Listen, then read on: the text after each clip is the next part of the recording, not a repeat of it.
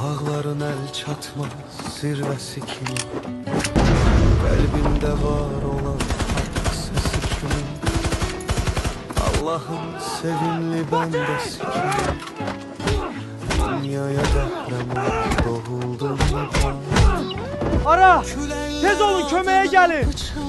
İbat postu ala keçirib! Ulduzlar nur saçar yoluna ince, ümitler boyatar her yeni günce, kalplerde yaşar.